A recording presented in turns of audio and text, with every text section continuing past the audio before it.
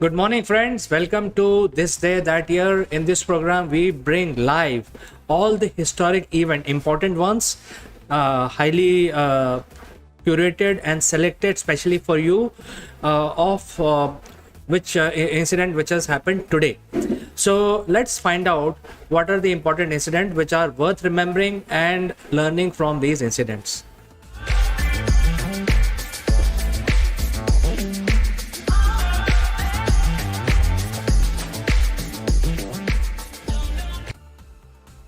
Well, first of all, on September 28th in the year 1569, there was a major fire in Istanbul. Istanbul is a major trade center, as you know, and it's on the peninsula and basically a channel which connects the Mediterranean with the Black Sea. So it's a very important place. And this fire, which started in a Jewish bakery, spread across the city. The entire city burned for almost a week, almost like 8 days, and many people were killed in this fire. It was a major fire. The entire city was completely destroyed. Some says that nearly 36,000 buildings were destroyed in this fire, and we don't know how many people perished. And this unfortunate incident happened on September 28th in the year 1569. Let's move to the next one. Well, today, people who actually follow the French Revolution, Napoleon Bonaparte was one of the major entity which came out as a byproduct of the French Revolution. After the revolution, Napoleon was general and he acquired the power because there was no monarch left to take over France after the revolution. So today, on September 28th in the year 1785, Napoleon graduated from the military academy at the age of 16. So while the revolution going on, he was actually building his career in the area of military and learning the techniques and different strategies which are required for winning the any battle. He was also a sharp-minded person, so he grew up the ranks and eventually became the ruler of France. But today, his military career started when he passed out at the age of 16 in the year 1785 on September 28th. Let's move to the next one. For the very first time today on September 28th, 1858, the comet Donati was photographed. And this was the first photograph of a passing by celestial body. And the year you must remember because even the photography was in infancy during the 1858, and a comet which was passing by was photographed using a photographic plate on September 28th. Very important incident, especially if you are a science buff. Well, again, as per the recorded history of China, in the year 1887, on September 28th, there was a major flood in the Yellow River. Yellow River is one of the major river in China, and because of this flood, nearly 1 million people died.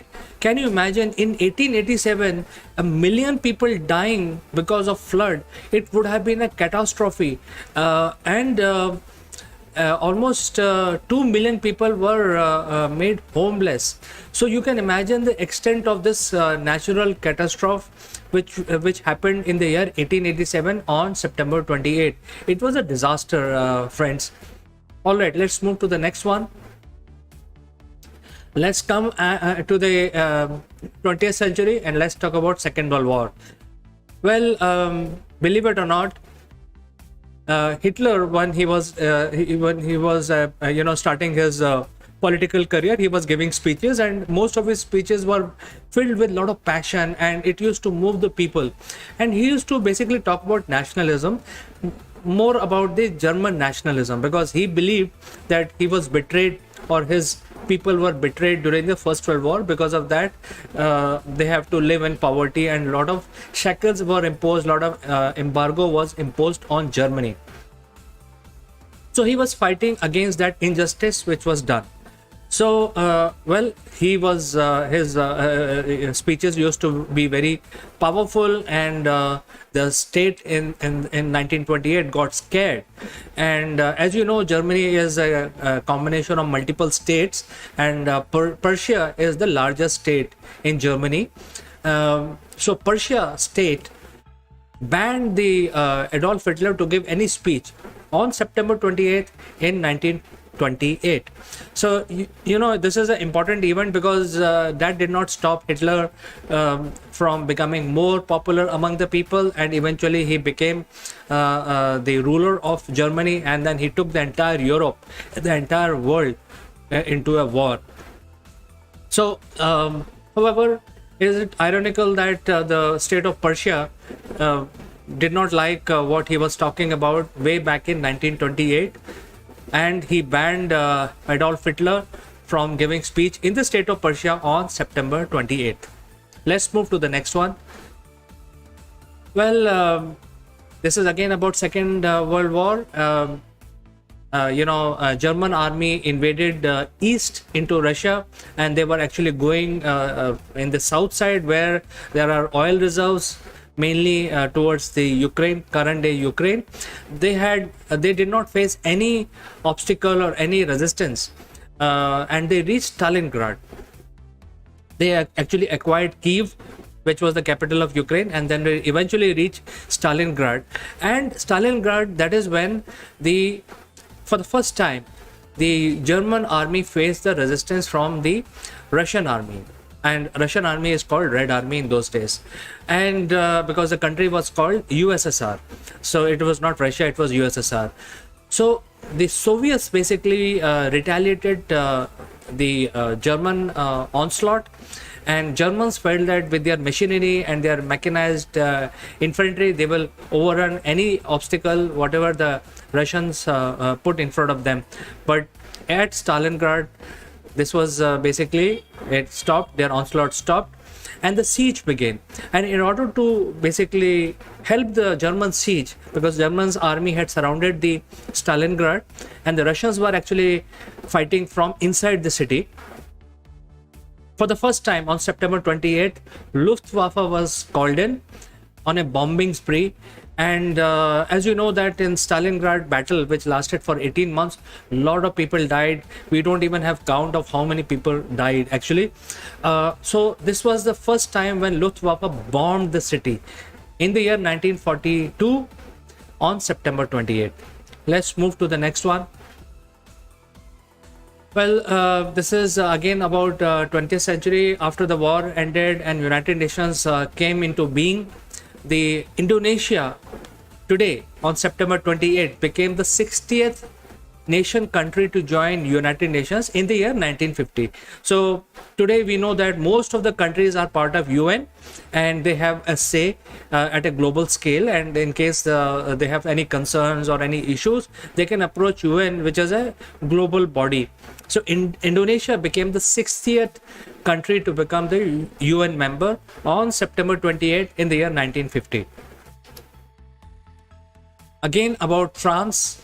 In 1958, believe it or not, France adopted a constitution. So for all these centuries, they did not had any constitution, even though after the revolution in 1700s, they had become, they had actually gotten rid of their monarchs, and they had adopted the democracy. For some time, under Napoleon, it was a dictatorship, but after that, it was democracy. But a democracy without a constitution, without the rule book. And it took them so many years, almost like 250 years to create a constitution. Eventually, on September 28th, in the year 1958, France adopted a constitution. In fact, India adopted a constitution much before, 10 years before France. So, isn't it ironic that France, which is a torchbearer of liberty across the world, did not have a constitution? All right, let's move to the next one. Well, UAE is a country which is a small country in the Middle East, but believe it or not, it is a combination of 7 Arab Emirates, and that is why the UAE stands for United Arab Emirates. These Emirates are basically the small kings who decided to unite themselves and create a separate country. And the largest of this emirate is Abu Dhabi. So Dubai is one emirate, Abu Dhabi is another emirate, and they have their royal family which govern their emirates.